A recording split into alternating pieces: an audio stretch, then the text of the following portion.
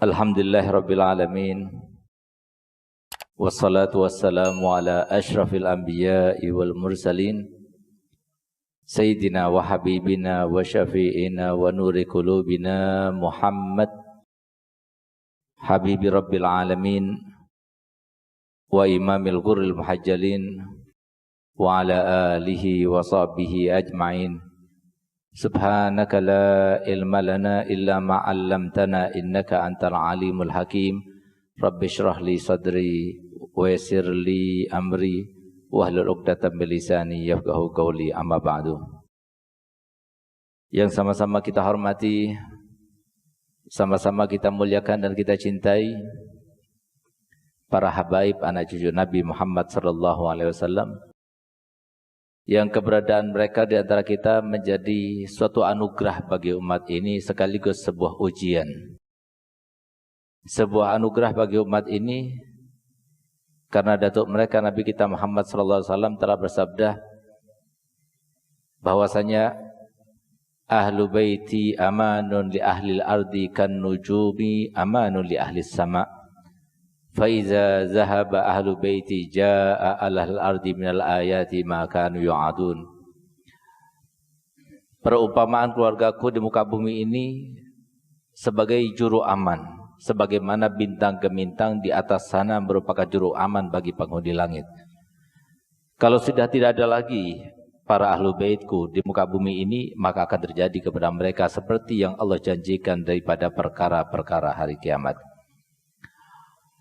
Menjadi anugerah bagi umat ini karena Nabi SAW bersabda, Masalu ahli baiti kamathali safinati Nuh, man rakib najah wa man lam yarkab gharik. Perumpamaan keluargaku ini sama seperti perahu Nabi Nuh. Di saat umat dalam keadaan kebingungan, di dalam keadaan samar, penuh dengan keraguan, maka Nabi SAW sudah memberikan sebuah pesan, yaitu keluarganya adalah Safinah Nuh.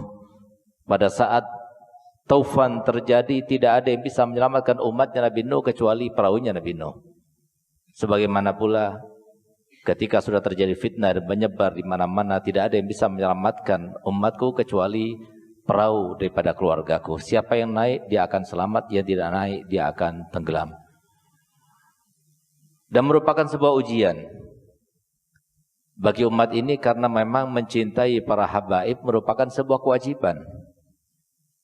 Dan sebuah kewajiban itu akan sulit untuk dilaksanakan oleh setiap umat. Karena memang ada setannya. Karena memang ada hawa nafsunya. Karena memang ada cinta dunianya yang memang Allah ciptakan sebagai ujian bagi mereka umat manusia.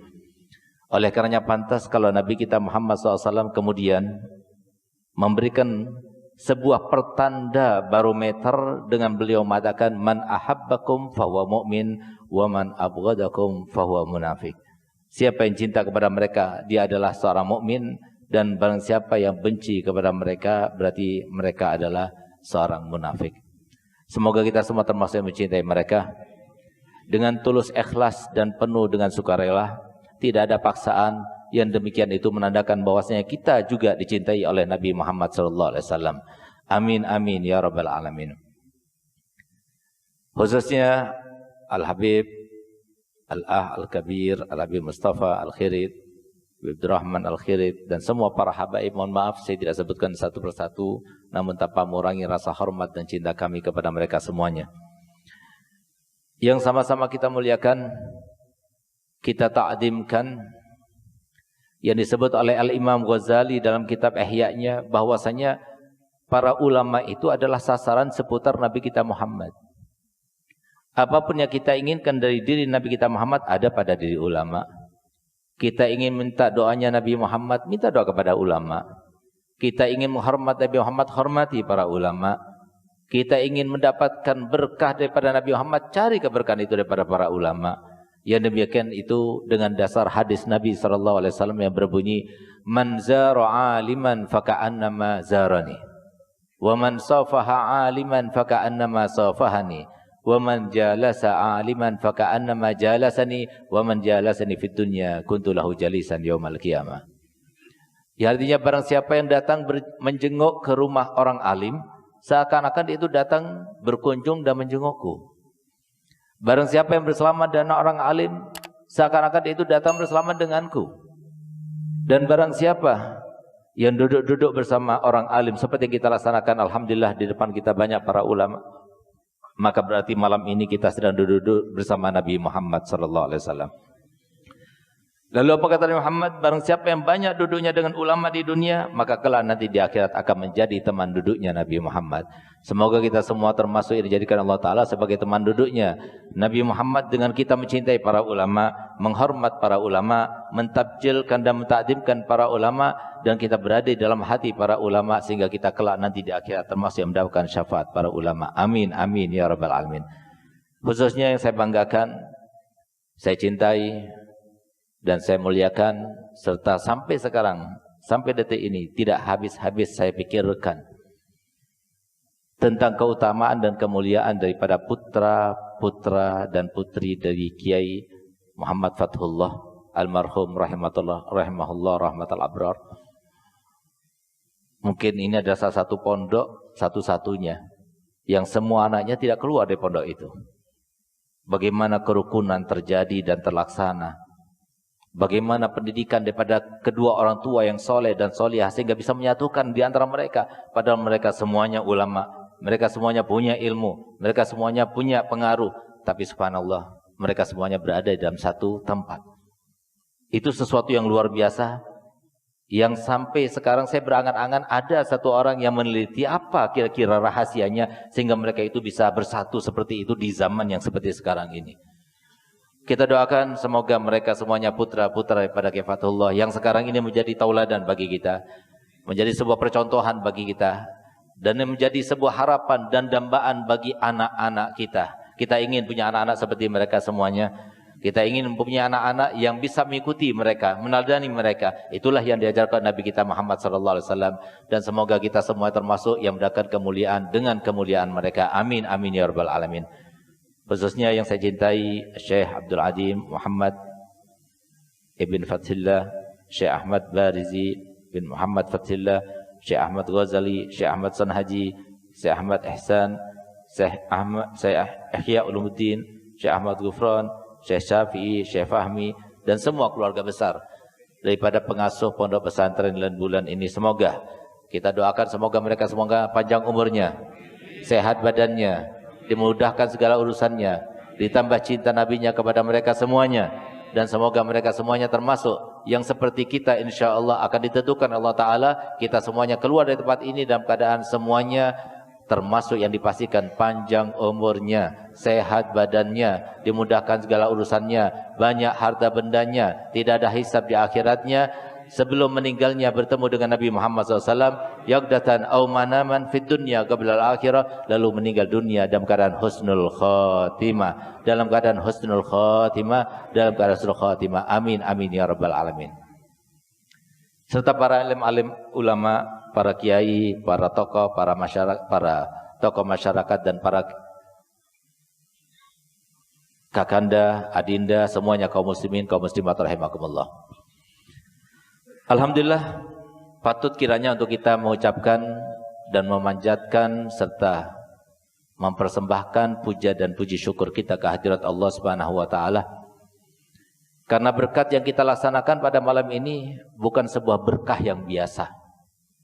Bukan kita pulang ke rumah nanti bawa berkat yang sudah berada di depan kita masing-masing, tidak. Tapi kita akan pulang dalam keadaan kita sudah tercatat di dalam hati Syekhina Al-Kiai Muhammad Fathullah, dan yang demikian itu berarti insya Allah tidak ada seorang pun di antara kita kecuali tercatat sebagai yang mendapatkan syafaat daripada beliau insya Allah. Sesuatu yang sangat sulit untuk kita dapatkan di akhir zaman ini, karena memang apa yang kita laksanakan pada malam ini, kita saksikan pada malam ini, itu sangat banyak hal yang bisa kita petik pelajarannya. Dan Nabi kita Muhammad SAW menuntut kepada umatnya menjadi orang-orang yang pandai, cerdas dan cerdik menyikapi setiap kejadian, setiap apa yang dipandangnya, setiap apa yang disaksikannya. Sebagaimana apa yang dikatakan oleh Nabi kita Muhammad SAW, begitu beliau melewati sebuah perkebunan yang sangat indah, maka kemudian Nabi SAW berkata kepada sahabat-sahabatnya ada sekitarnya, inna fi hadhil manadir lahikam wa ibar. Sungguh di dalam kebun yang sangat indah ini pasti ada pelajaran yang bisa kita petik, pasti ada hikmah yang bisa kita ambil. Subhanallah, ketika Nabi SAW melewati pekuburan setelah itu, lagi-lagi Nabi SAW mengatakan, inna fi hadhil magabir lahikam wa ibar. Sungguh di dalam pekuburan-pekuburan yang kita lewati ini pasti banyak hal yang bisa kita petik pelajarannya dan hikmahnya. Dan subhanallah, ketika Nabi SAW sudah sampai di masjidnya, berhadap-hadapan dengan sahabat-sahabatnya yang beraneka ragam bentuk kulit dan wajahnya, lagi-lagi Nabi SAW bersabda, inna fi hadhil wujuh al-mukhtalifah la ibar wa hikam. Sungguh di dalam wajah yang berbeda-beda ini banyak hal yang bisa kita petik pelajarannya. Maka harusnya kalau kita mengikuti perintahnya Nabi SAW, kita tidak keluar dari tempat ini kecuali dalam keadaan kita harus memetik banyak pelajaran daripada almarhum, al-maghfurlah yang sedang kita hauli sekarang ini, yang insyaAllah hadir bersama kita dan mendoakan kita semuanya. Kenapa? Imam Nawawi mengatakan, falaulal ulama aulia faman. Kalau bukan para ulama, mereka-mereka itu adalah para aulia. Siapa lagi? Setiap kebaikan itu pasti ada dasarnya. Dan setiap kewalian itu adalah dasarnya daripada ilmu. Tidak mungkin bahkan seorang yang ahli ibadah sebagai bentuk yang bagaimanapun juga, kalau tanpa didasari dari ilmu, dia tidak akan diangkat oleh Allah Ta'ala menjadi seorang wali daripada aulia. Oleh karena itu, maka insya Allah kita akan mengambil pelajaran yang banyak. Di antaranya adalah beliau Kiai Fathullah sudah meninggal sekian tahun yang lalu.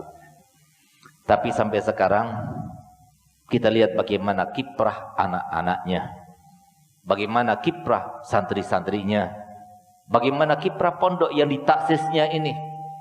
Sehingga semua yang ada di sekarang, yang ada di tempat ini, daripada murid-muridnya, pecinta beliau semuanya, pada malam ini khususnya, tidak berbuat sesuatu apapun kecuali sebelum dicatat kebaikannya untuk kita semuanya dalam catatan amal kebaikan, kecuali dikirim dulu kepada Kiai Fathullah.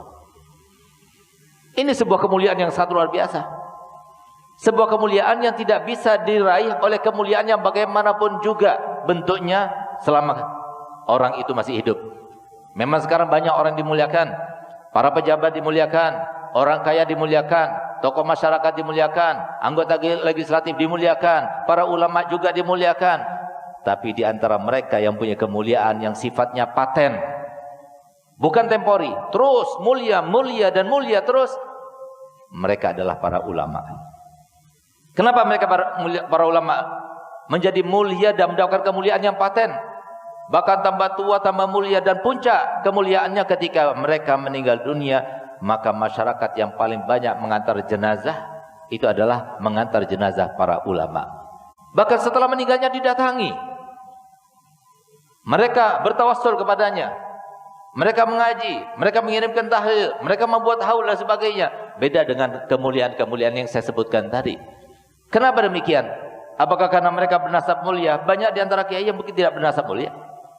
Apakah karena mereka berwajah-wajah tampan? Tidak, banyak di antara mereka tidak berwajah tampan. Apakah karena mereka orang-orang kaya? Banyak di antara mereka yang bukan kaya.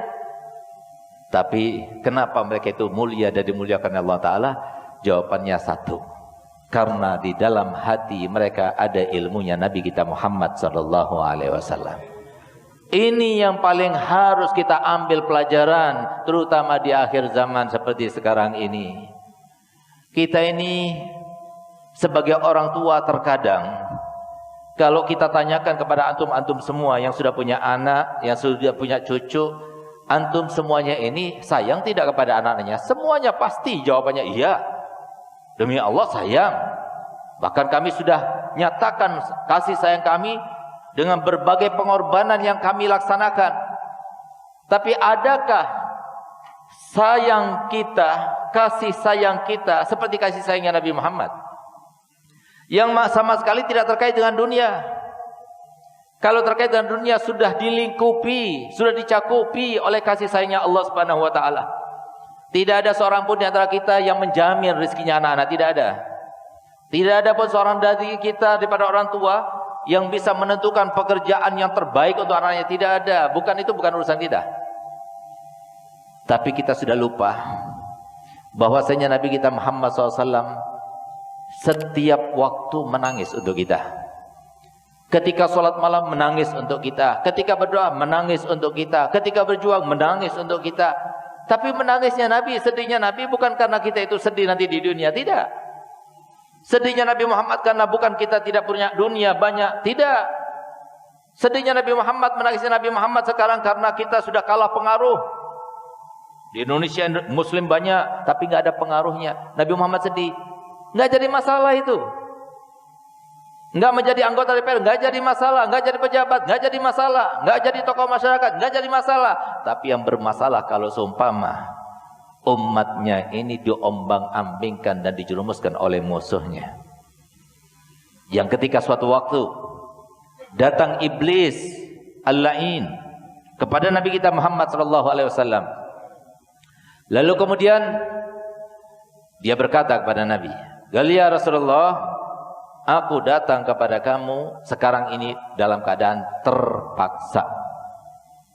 Sehingga Nabi SAW sebagai seorang murid yang baik, maka beliau itu menanggapinya dengan bertanya kepada Jibril, "Jibril, kenapa dia itu berkata seperti itu? Kenapa dia itu menyatakan semacam itu?" Maka dikatakan dan dijawab oleh Jibril, "Iya, satu-satunya Nabi yang diperintahkan Allah Ta'ala untuk datang iblis, datang kepada seorang Nabi, seorang Rasul, untuk mendengarkan setiap pertanyaan-pertanyaan harus dijawab sesuai dengan kejujuran, itu adalah engkau, wahai Muhammad."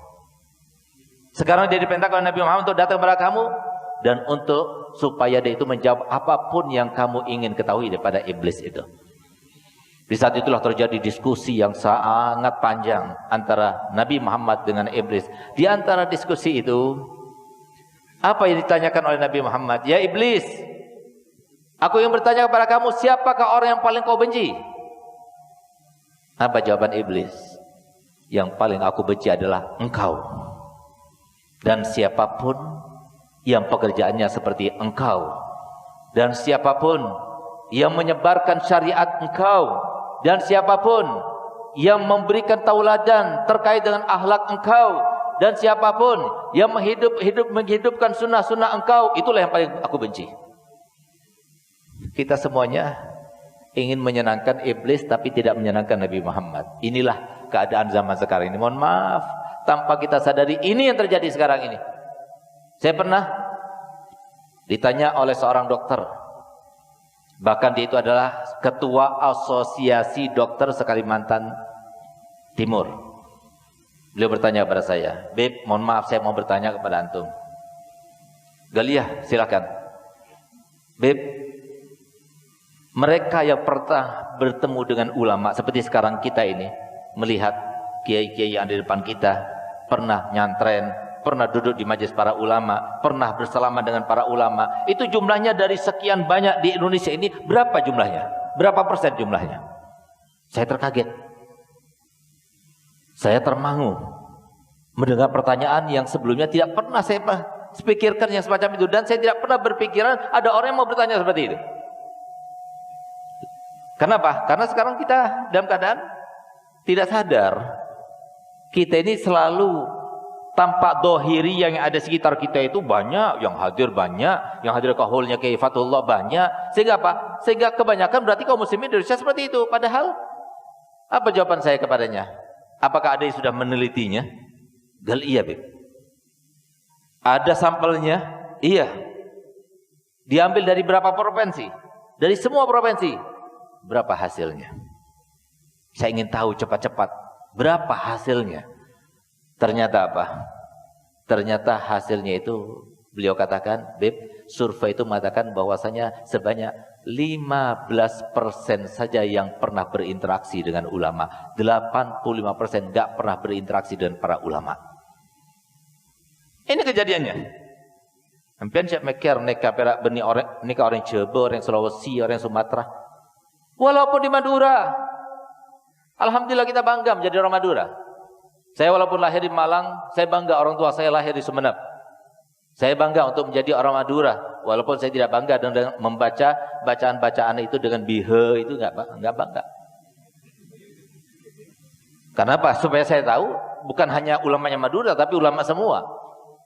Saya bangga. Kenapa?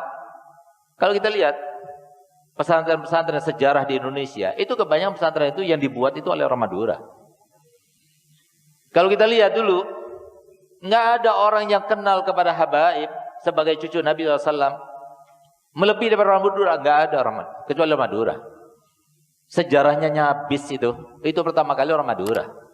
Bukankah Nyabis itu pertama kali yang melaksanakan siapa? Datuknya para Habaib, Sayyidina Ali bin Abi Thalib karramallahu wajhah. Dialah pertama kali orang yang melaksanakannya, dialah pula orang yang terakhir kali melaksanakannya, karena Nyabis dulu hukumnya wajib setiap kali datang kepada Nabi Muhammad supaya dia bersedekah. Sehingga Sayyidina Ali datang kepada Muhammad dan bersedekah dahulu, bersedekah. Tapi setelah itu kemudian diangkat hukumnya yang tadinya wajib menjadi sunnah. Yang pertama kali membudidayakan yang namanya Nyabis itu adalah orang Madura. Mohon maaf kalau ada yang bukan Madura di sini. Karena ini kenyataan. Orang Madura tinggal di mana saja walaupun di ujung dunia sana di kutub utara hidup. Itu orang Madura. Cari di mana-mana pekerjaan yang sulit-sulit orang Madura. Bahkan yang namanya Jawazat Saudi itu paling takut sama orang Madura. Itu kan luar biasa, sampai Madura di Saudi itu punya Jawazat Madura sendiri. Itu kan luar biasa. Cuma dulu orang Madura hebat, tapi orang Madura sekarang mohon maaf. Jangan marah, saya juga orang Madura. Kenapa sekarang ini tidak seperti dahulu? Orang Madura tinggal di Sumatera, bikin pesantren. Tinggal di Kalimantan, bikin pesantren. Tinggal di Sulawesi, bikin pesantren. Itu orang Madura dahulu. Sekarang Madura memang di mana-mana, tapi ngangkut besi rongsokan. Itu yang terjadi.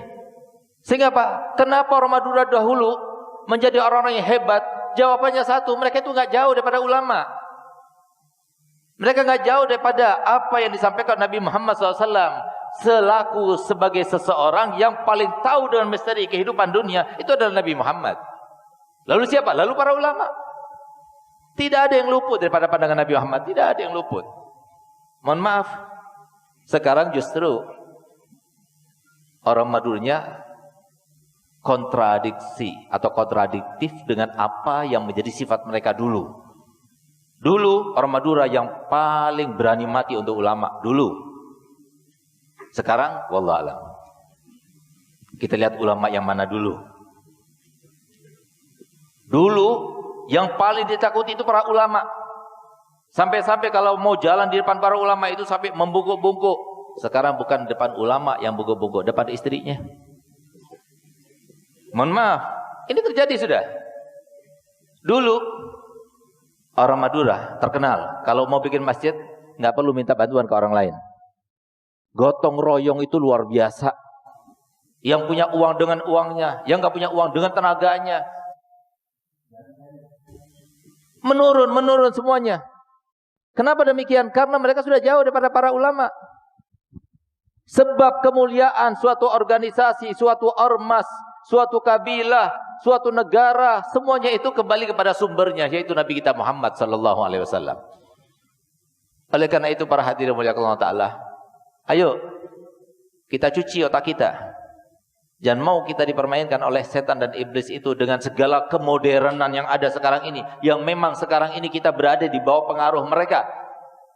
Jangan mau kita terbawa. Kenapa? Tetap saja jawabannya sampai kapanpun apa yang akan kita tanyakan jawabannya juga sama.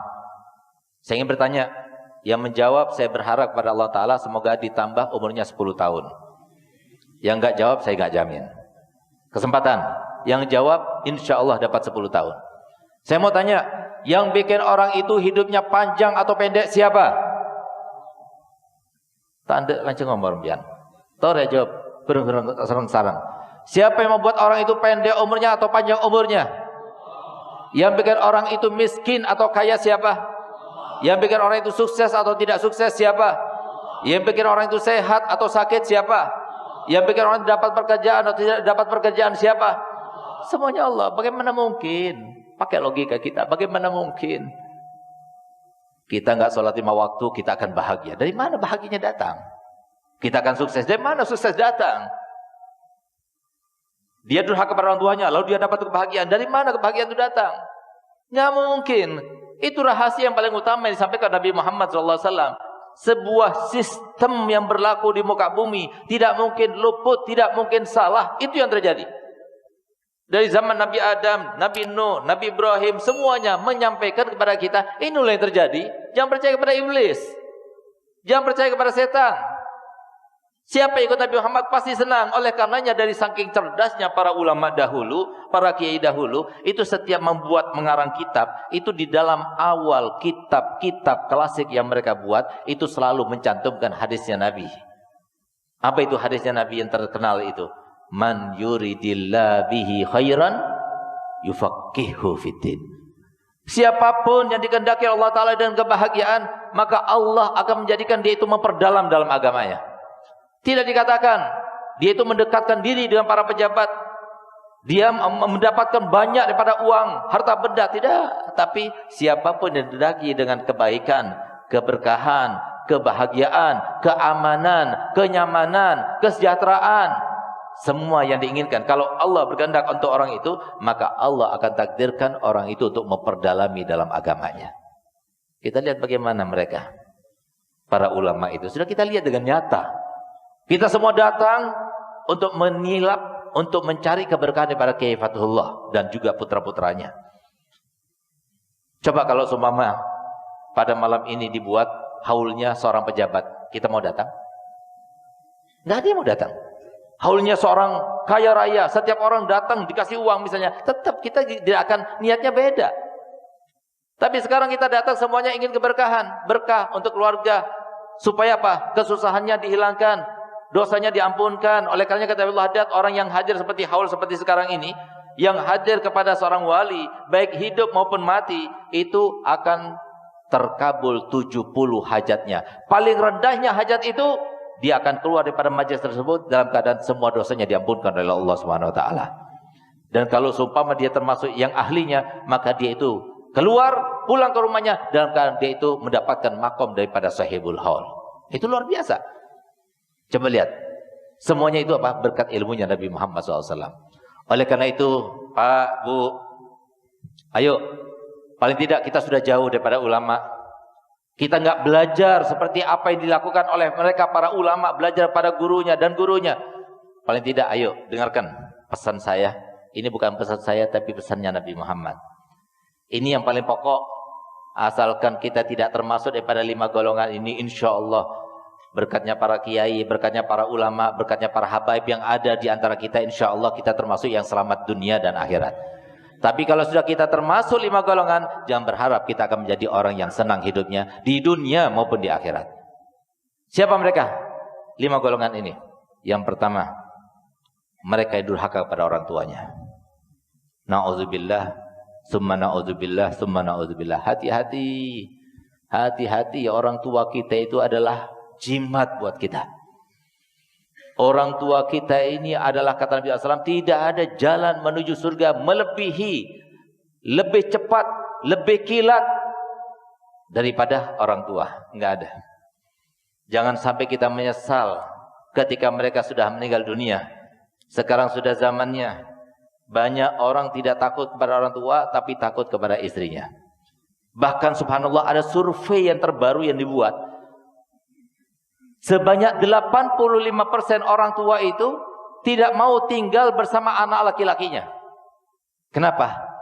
Karena ketika dia itu tinggal bersama anak laki-lakinya, dia itu menjadi kebingungan antara menghormat takut pada orang tua, antara menghormat dan takut pada istri. Ini sekarang terjadi. Tapi herannya 15%-nya itu mau tinggal bersama anaknya kalau perempuan. Kenapa? Karena anak perempuan itu di rumah suaminya jadi sebagai ratu. Sehingga apa? Mertuanya itu sama suaminya lebih dihormati daripada orang tuanya. Sehingga banyak orang mertua itu yang mau tinggal bersama anaknya kalau anaknya perempuan. Ini zamannya sekarang ini. Jangan salahkan mereka. Ini zaman disampaikan Nabi Muhammad SAW ketika beliau sedang berpidato. Kemudian datang seorang badui dan dia bertanya, "Ya Rasulullah, kapankah hari kiamat datang?" Maka dikatakan Nabi SAW, yang ditanya tidak lebih tahu daripada yang bertanya. Tapi ada tanda-tandanya. Di antara tanda-tandanya disampaikan Nabi Muhammad adalah antalidal amatu rabbataha. Nanti bakal banyak budak-budak yang melahirkan tuannya sendiri. Kata para ulama, ini bukan dengan arti secara zahir, tapi majaz. Maksudnya apa? Nanti di akhir zaman banyak anak-anak yang menjadikan ibunya itu seperti budaknya. Tanpa terasa, mohon maaf, kita lihat anak-anak kita banguni anak-anak kita untuk sekolah. Bukan untuk sholat subuh, untuk sekolah kita bangun ini. Mereka teriak, "Ma, mana sendalku? Mana sepatuku? Mana tasku? Mana andukku?" Siapa disuruh? Siapa yang disuruh? Ibunya. Bukankah ini yang disampaikan Nabi SAW? Menjadikan ibunya itu seperti budak perempuannya. Disuruh-suruh. Ini zamannya sekarang ini. Kenapa mereka demikian? Jangan salahkan mereka, karena mereka tidak pernah kita didik untuk menjadi anak yang berbakti kepada orang tuanya. Kapan kita mendidiknya? Sehingga apa? Yang patut disalahkan itu sekarang ini adalah orang tuanya. Karena apa? Tidak sayang kepada anak-anaknya sampai tidak mendidik. Kita masih ingat kan bagaimana video yang viral sekitar beberapa tahun yang lalu. Ada seorang anak kelas 5 SD. Dia itu dipakaikan pakaiannya sama ibunya. Umur sekian masih dipakaikan. Lalu dipakaikan gaspernya. Lalu dia sisiran. Ketika sisiran dia minta duit sama ibunya. Kata ibunya, "Nak, aku belum punya uang sekarang. Nanti besok digandakan ya." "Oh enggak, pokoknya sekarang harus ada uang." Enggak punya. Apa yang dilakukannya? Ibunya ditempelengnya. Terjadi. Ada video yang viral. Dan subhanallah, ayahnya ada di situ. Tapi ayahnya apa yang dilakukannya? Dia duduk sambil ngerokok, dia duduk. Tidak menghardik, tidak melarang, tidak menampar, tidak memukul, tidak memarahi. Ini terjadi sekarang ini. La haula wa la quwwata illa billah. Ini yang terjadi sekarang ini. Oleh karena itu, ajari mereka bahwasanya datuknya para habaib Sayyidina Ali Zainal Abidin radhiyallahu anhu warḍah, yang sebelum lahir sudah dipuji oleh datuknya sendiri Nabi Muhammad. Yang sebelum dia lahir sudah disampaikan salam datuknya Nabi Muhammad. Ketika Sayyidina Husain berada di dalam pangkuan Nabi Muhammad SAW, umurnya masih 2 tahun. Maka beliau berkata kepada sahabat Abu Hurairah, nanti putraku Husain ini akan punya anak namanya Ali. Ali itu akan menjadi orang yang paling banyak ibadahnya di antara umatku. Nanti Ali ini akan punya anak namanya Muhammad. Muhammad itu adalah orang yang paling banyak ilmunya di antara umatku. Kalau kamu bertemu dengan keduanya, sampaikan salamku kepada keduanya. Subhanallah, Sayyidina Husain punya anak banyak. Ketika terjadi kejadian Karbala, semuanya meninggal dunia. Kecuali satu, Sayyidina Aziz Abidin. Hanya satu yang selamat. Kenapa beliau selamat? Apakah karena beliau pada waktu itu masih kecil? Tidak, bahkan beliau termasuk yang paling besar. Pada waktu itu beliau itu dalam keadaan terkena penyakit semacam malaria. Sehingga setiap kali dia itu mendengar suara dentingan pedang antara kelompoknya ayahnya dengan mereka yang memeranginya, maka beliau itu bangkit, membawa pedangnya. Tapi beliau lemah, tidak kuat, kemudian jatuh pingsan. Dan begitu seterusnya. Sehingga apa? Beliau termasuk yang akan dibunuhnya. Tapi karena sudah terucap di dalam mulut mulia Nabi kita Muhammad SAW, tidak mungkin terbunuh sampai terbukti dulu apa yang disampaikan Nabi Muhammad. Dari sini kita harus belajar bahwasanya apapun yang disampaikan Nabi Muhammad pasti nyata, pasti benar. Tadi dalam perjalanan saya dari Bangil kemari, saya nyatakan di dalam suatu kajian bahwasanya beruntung yang punya anak thalibul ilm. Kenapa? Karena Nabi SAW dalam hadisnya beliau bersabda, "Innallaha takaffala li talibil ilmi fi rizkihi." Sesungguhnya Allah Ta'ala itu akan menjamin untuk mereka para santri itu dalam rizkinya. Al-Habibullah Haddad dalam kitab Nasihat Diniyah beliau mengatakan, "Hadza takaffulun khas ba'da takaffulin am." Ini adalah takaful yang khusus setelah takaful yang umum. Kalau yang umum semua binatang, semua makhluknya dikasih makan oleh Allah Ta'ala. Tapi ini adalah jaminan yang khusus. Dimudahkan, diberkati. Sehingga apa? Sehingga tidak sulit orang tua itu mencari rezeki bagi anak yang mencari ilmu. Saya sampaikan seperti itu. Tiba-tiba dia bertanya kepada saya, "Ustaz, kajian antum itu tadi nggak sesuai dengan kenyataan. Saya ini sebagai orang tua punya anak di pondok, tapi kenapa saya sekarang ini melarat? Kan nggak sesuai, padahal niat saya bagus. Saya masukkan pondok supaya dia itu menjadi orang yang mendapatkan ridhonya Allah. Saya jawab, Bu, hadisnya Nabi itu tidak mungkin luput, tidak mungkin bohong. Kalau seumpama ada yang tidak sesuai dengan seperti itu, berarti evaluasi. Mungkin niatnya ibu tidak baik, mungkin ada sebuah perilaku ibu yang tidak baik, mungkin ada sebuah kezaliman yang dilakukan oleh orang tuanya, sehingga apa? Sehingga itu yang bisa mencegah turunnya rahmat.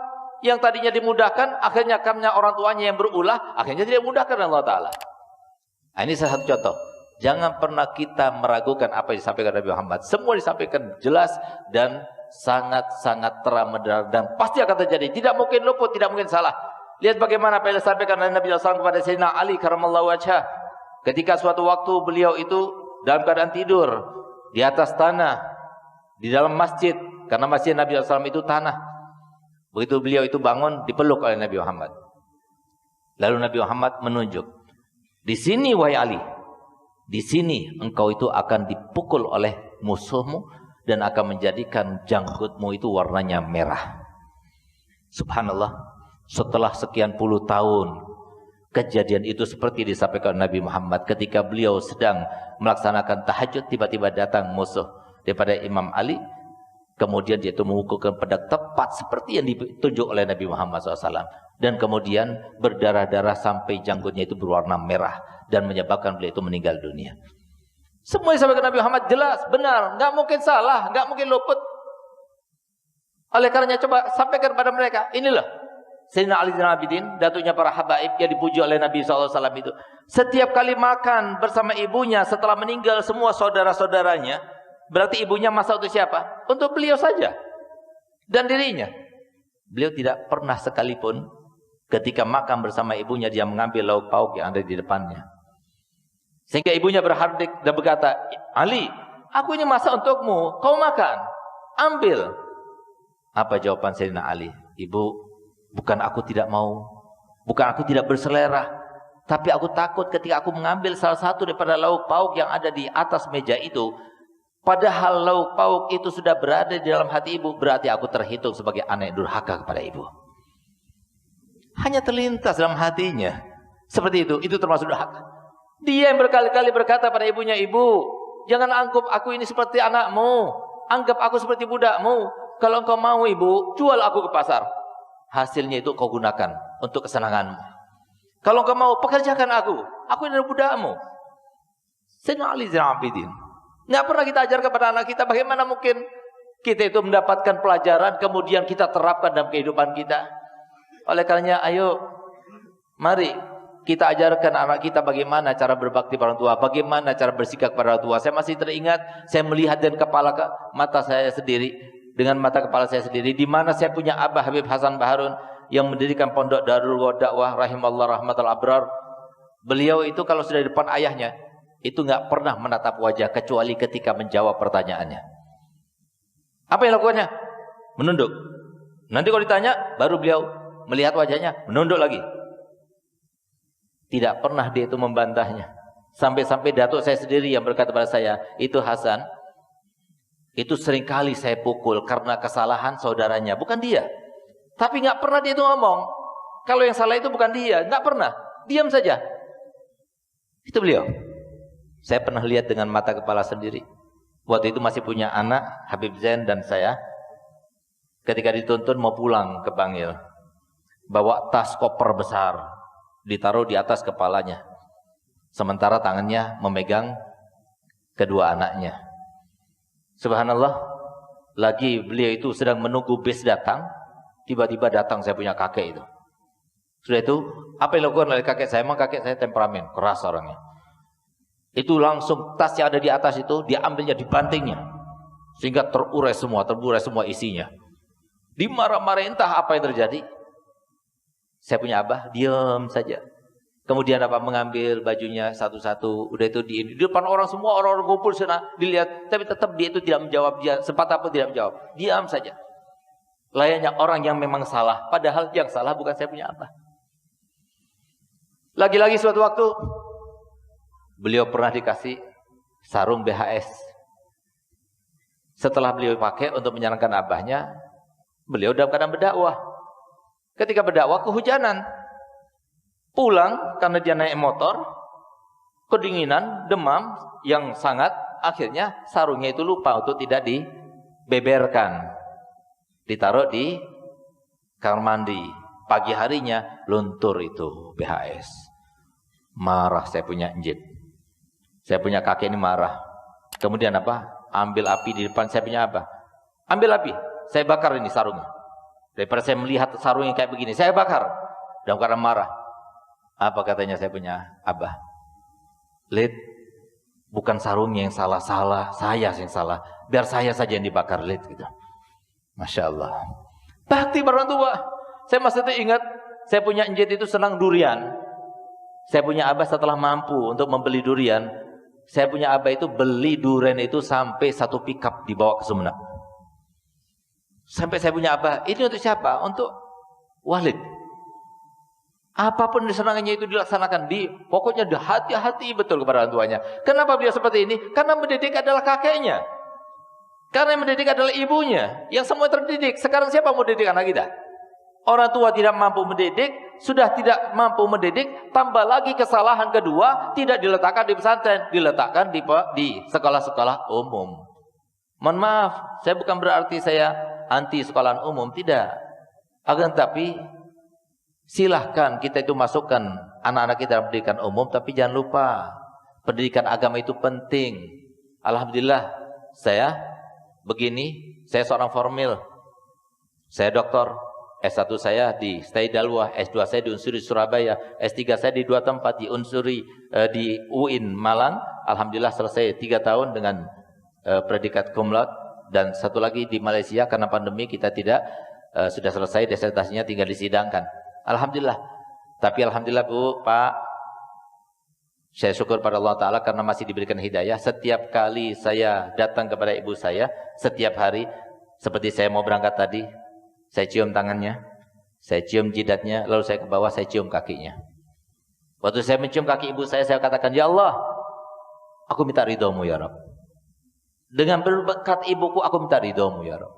Kenapa saya kata demikian? Karena saya paham. Saya berdakwah di mana-mana, belum tentu ada pahalanya. Saya punya kitab puluhan yang sudah dijual di mana-mana, belum tentu ada pahalanya. Saya punya majelis, alhamdulillah di mana-mana, belum tentu ada pahalanya. Saya ngajar di mana-mana, belum tentu ada pahalanya. Tapi kalau sudah orang tua ridho kepada kita, pasti Allah ridho kepada kita. Tapi kalau sudah orang tua tidak ridho kepada kita, bagaimana mungkin kita akan mendapatkan ridhonya orang tua? Apalagi ibu, beruntung yang masih punya ibu. Beruntung yang masih punya ibu. Yang dikatakan Nabi SAW, Man ahakku bisuhbati ya Rasulullah. Siapa yang paling berhak untuk mendapatkan kebaikanku wahai Nabi? Maka dijawab Nabi SAW, Ummuka, summaman, ummuka, summaman, ummuka, summaman, abuk.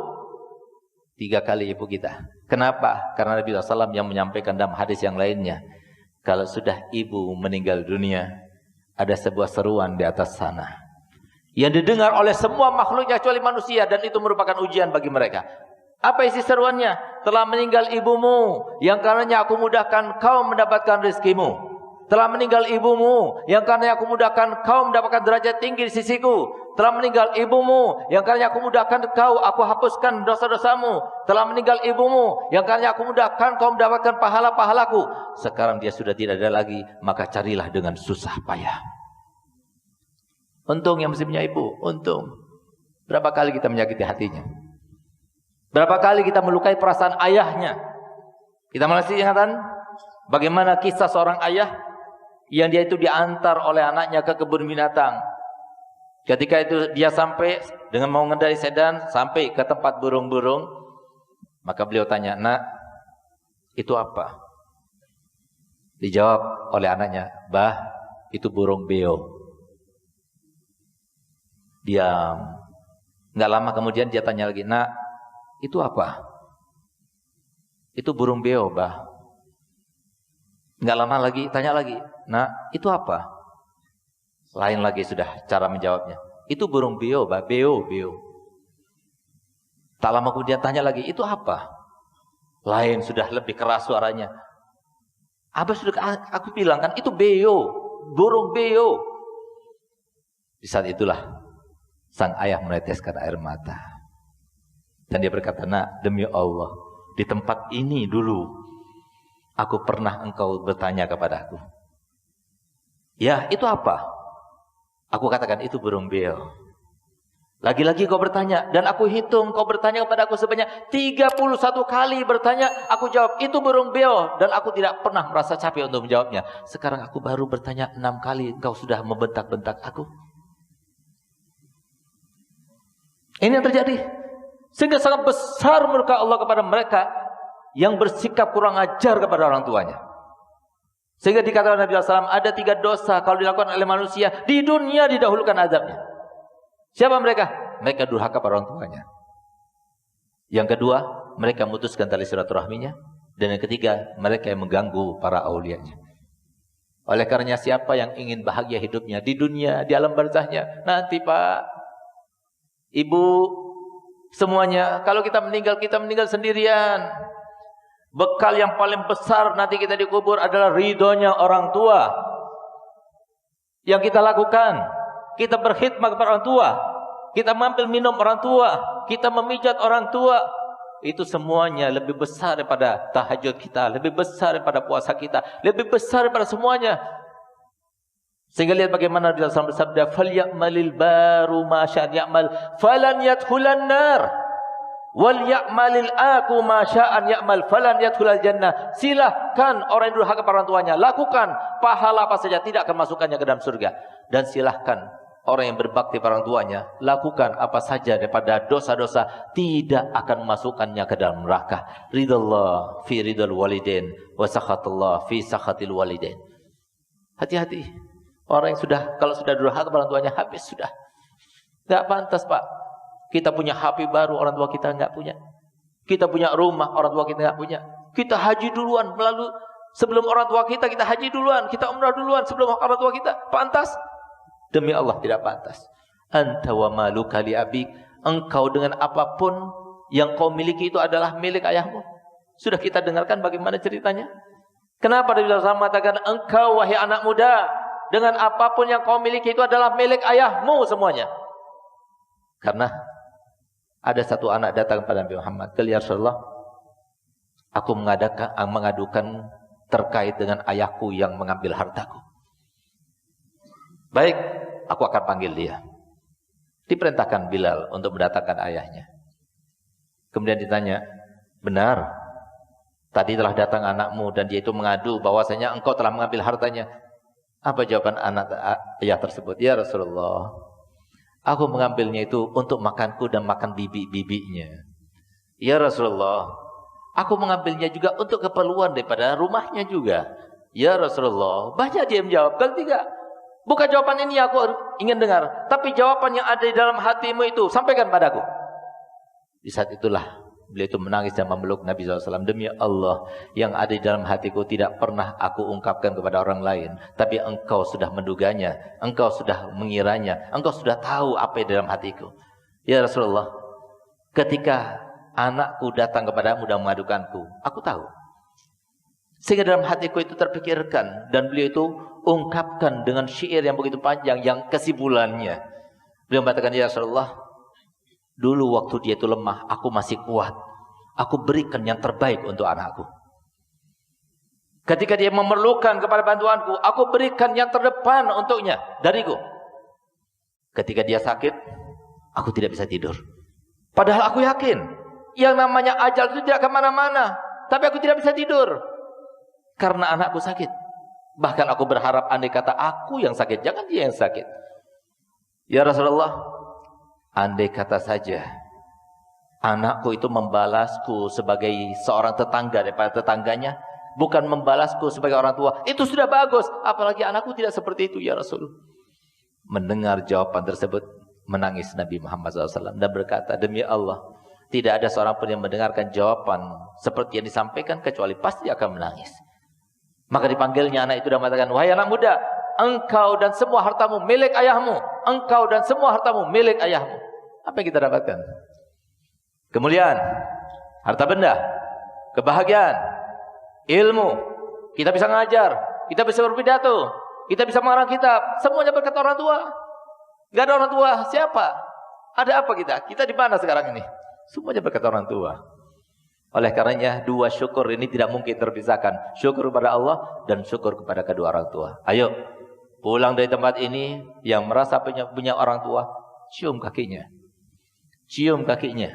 Itu salah satu daripada teori mujahadah. Untuk apa? Supaya aku sudah mencium kakinya, lalu aku akan bangkang kepadanya. Aku mencium kakinya, lalu aku akan berani kepadanya. Aku mencium kakinya, lalu aku tampak kepadanya sesuatu yang tidak menyenangkannya. Hanya untuk itu. Bukan disyariatkan memang, tapi diperintahkan untuk kita itu tunduk kepadanya.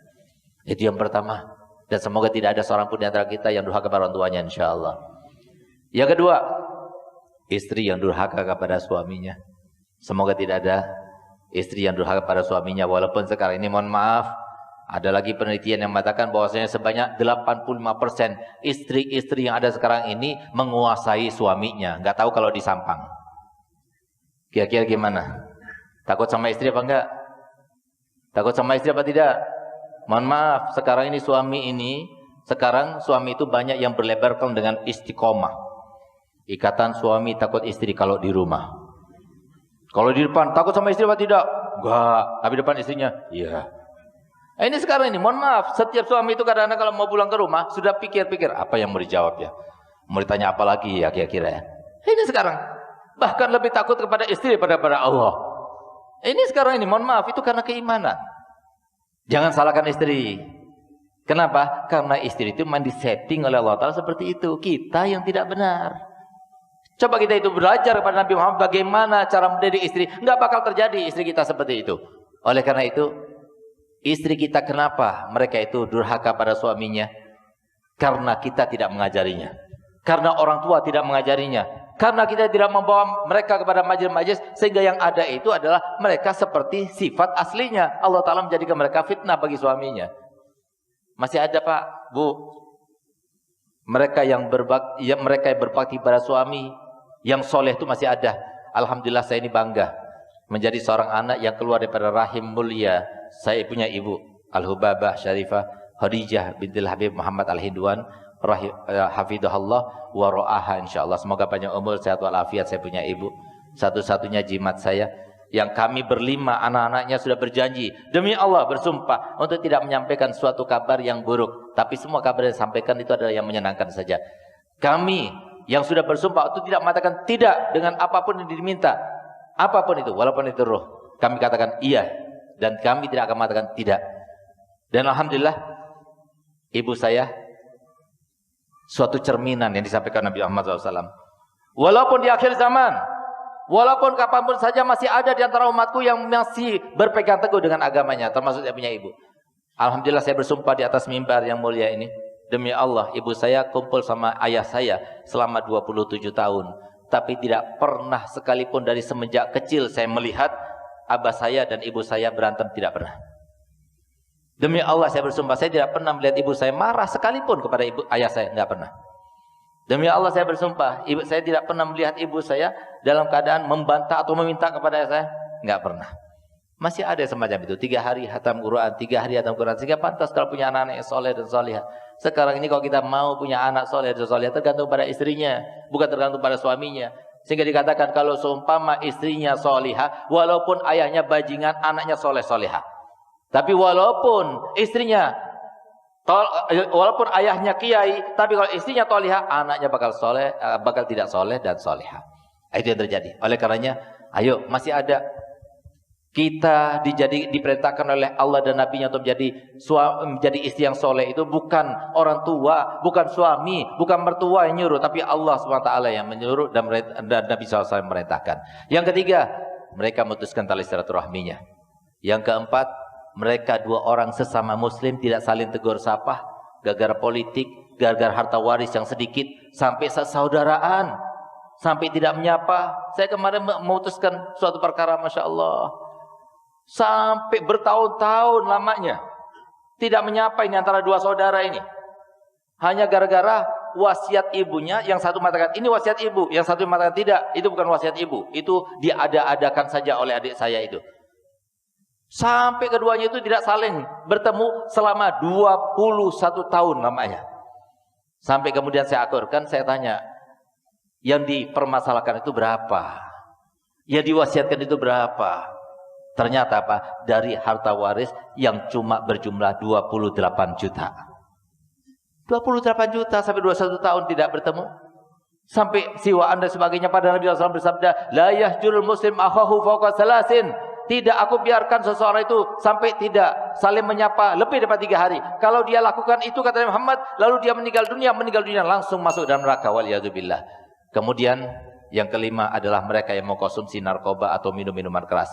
Apapun yang 5 orang itu lakukan, kata Imam Ghazali, walaupun masuk keluar 1000 kali bulan Ramadan, dan itu tidak mungkin, atau dia itu meninggal dalam Ka'bah sekalipun, dia meninggal dunia dalam keadaan tidak mendapatkan apapun daripada rahmat Allah. Akhirnya kita mohon pada Allah Ta'ala, semoga dengan berkat almarhum al-maghfurlah Kiai Fathullah Allah dan putra-putranya, serta kemuliaan daripada pondok pesantren ini, ya Allah, jadikanlah kami, ya Allah, tidak keluar dari tempat ini kecuali semua hajat kami yang Kau kabulkan, ya Allah. Hajatul dunya bil maisarah wa hajatil akhirah bil maghfirah. Ya Allah, angkatlah segala macam wabak, segala macam bala, segala macam zalazil, segala macam cobaan yang Kau berikan ke negara kami, ya Allah. Demi Allah, mereka semuanya yang muslim yang tinggal dimanapun, mereka adalah saudara kami, ya Allah. Kami merasakan apa yang mereka rasa, ya Allah. Angkatlah segala macam musibah yang Kau berikan pada kami, ya Allah, sebagai teguran untuk kami, ya Allah. Ya Allah, kami sangat sadar bahwasanya semuanya karena kami sangat jauh daripada pengaruh Nabi Muhammad SAW. Nabi yang begitu mencintai kita, yang begitu merindukan kita, yang selalu kita doakannya, yang selalu kita diperjuangkannya, tapi kita justru meninggalkannya, tapi kita tidak melaksanakan perintahnya. Ya Allah, kami berjanji, ya Allah, dimulai dari tempat yang mulia ini, tempat di mana dihidupkan sunnah-sunnah Nabi Muhammad SAW. Ya Allah, jadikanlah kami termasuk yang Kau berikan hidayah. Kalau Engkau memberikan hidayah, maka apapun mudah terasanya untuk kami laksanakan dan kami terapkan. Ya Allah, Engkau perintahkan kami untuk memintakan hidayah itu. Setiap hari paling sedikit sebanyak 17 kali kami meminta padamu, ya Allah. Berikan hidayah itu kepada kami semuanya. Berikan hidayah itu kepada anak istri kami. Berikan hidayah itu kepada anak para santriwati kami, ya Allah. Berikan hidayah itu kepada seluruh kaum muslimin, terutama di Indonesia ini, ya Allah. Berikan kejayaan kepada kami, ya Allah. Berikan kejayaan kepada kami, ya Allah. Berikan kejayaan kepada kami, ya Allah. Demi Allah, kami sangat rindu kepada pertemuan semacam ini. Pertemuan banyak para kiai, pertemuan banyak para orang-orang alim, pertemuan banyak orang-orang yang saleh, pertemuan dikatakan Nabi Muhammad tidak berkumpul umatku 40 orang kecuali situ ada seorang wali pada wali Allah. Ya Allah, kami sangat rindu, ya Allah, kepada pertemuan semacam ini. Tapi karena keadaan sekarang ini tidak memungkinkan, ya Allah, jadikanlah itu semuanya karena teguran-teguran-Mu. Sudah Kau berikan teguran, kami juga tidak bertobat daripada dosa-dosa kami. Kami juga tidak merasa sekarang ini karena dosa orang itu, ini adalah karena dosa fulan, ini karena dosa organisasi itu dan sebagainya. Ya Allah, jadikanlah kami termasuk yang sadar. Jadikanlah kami termasuk yang mengambil ibrah. Kalau Sayyidina Malik bin Dinar, setiap dia itu mengajar, ketika ada awan melintas di atas sana, beliau menangis sejadi-jadinya. Lalu dia diam. Ketika ditanya, kenapa kau menangis? Aku takut. Di balik awan itu ada batu yang akan diturunkan berupa azab kepada umat ini, dan sebabnya adalah aku. Beliau merasa seperti itu. Bagaimana kita tidak merasa bahwasanya itu mungkin karena dosa kita, sehingga negara Indonesia bahkan dunia menjadi tempat yang menjadi murkaannya Allah Ta'ala, diberikan pandemi ini, ya Allah. Ya Allah, jadikanlah kami termasuk yang Kau rahmati, ya Allah. Ya Allah, rahmat-Mu meluas, meliputi segala sesuatu, dan Engkau telah berfirman dalam Al-Quran, wa rahmati wasi'at kulla syai', dan rahmatku akan meliputi segala sesuatu. Bukankah kami adalah sesuatu itu, ya Allah? Kami adalah sesuatu itu, ya Allah. Liputkanlah kepada kami. Memang benar kami banyak dosa. Sekarang kami rasa, apalagi nanti ketika kami berada di alam kubur sana, di saat semua keluarga kami meninggalkan kami sendirian, tidak ada yang bisa menyelamatkan kecuali rahmat-Mu dan amal kami, ya Allah. Ya Allah, selamatkanlah kami.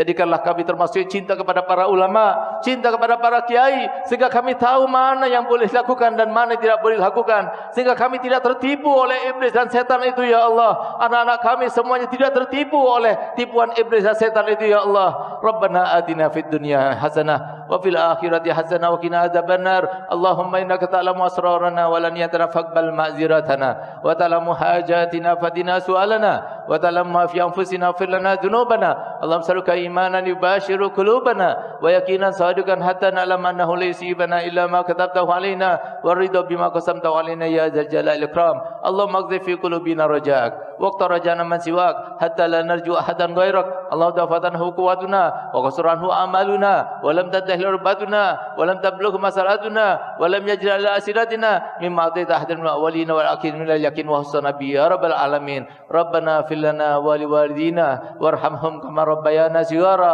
رب اغفر لنا ولوالدينا وارحمهم كما ربيانا صغارا رب اغفر لنا ولوالدينا وارحمهم كما ربيانا صغارا رب اغفر لنا ولوالدينا وارحمهم كما ربيانا صغارا رب اغفر لنا ولوالدينا warhamhum kama rabbayana shighara. Ya Allah, kami masih mempunyai kesempatan ya Allah untuk mendoakan mereka dengan apa yang telah mereka korbankan untuk kita. Mereka tidak makan kecuali anak-anaknya makan. Mereka tidak berselimut kecuali anak-anaknya berselimut dahulu. Ya Allah, kasih sayang yang mereka berikan kepada kami ya Allah. Jadikanlah rubahlah semuanya ya Allah menjadi rahmat untuk mereka. Jika mereka di alam kuburnya disiksa, Engkau ampuni dosa-dosanya ya Allah. Engkau ampuni dosa-dosanya ya Allah. Al-mayyitu fi qabrihi kal ghariqil mutaqawwis. Mayit dalam kuburnya ya Allah seperti orang yang akan tenggelam dan minta tolong ya Allah. Jika mereka termasuk orang tua kami ya Allah, ampunkan dosa-dosa mereka ya Allah. Ampunkan dosa-dosa mereka ya Allah. Apalah guna kami kalau kami tidak berguna untuk orang tua kami ya Allah. Walaupun hanya dengan berdoa ya Allah, yang melintaskan untuk kami berdoa untuk mereka adalah Engkau. Karena rahmat-Mu kepada kami dan kepada orang tua kami ya Allah. Ya Allah, bebaskanlah orang tua kami daripada azab. Bebaskanlah orang tua kami daripada azab. Bebaskanlah orang tua kami daripada azab. Ya Allah, jika ada kelalaian mereka di dalam diri kami sehingga kami berdosa, ya Allah, ampunkan dosa-dosa mereka ya Allah. Dan kami sadar kami bertobat, dan sama sekali Engkau telah mengatakan dosa kami sebanyak apapun tidak akan mengurangi apapun yang menjadi kemuliaan-Mu ya Allah. Jangan Engkau salahkan orang tua kami, maafkan orang tua kami, muliakan orang tua kami, kumpulkan orang tua kami bersama Nabi Muhammad SAW. Ya Allah, jadikanlah kubur orang tua kami terang benderang, luas tanpa batas, bersambung dengan surga ya Allah. Sebagaimana nanti tatkala kami meninggal dunia, jadikanlah anak-anak kami mendoakan kami dan menjadi pelipur lara bagi kami, mengirimkan pahala untuk kami. Rabbana atina fid dunya hasanah wa fil akhirati hasanah wa qina adzabannar. Wa sallallahu ala sayyidina Muhammadin wa ala alihi wasallam. Alhamdulillah rabbil alamin.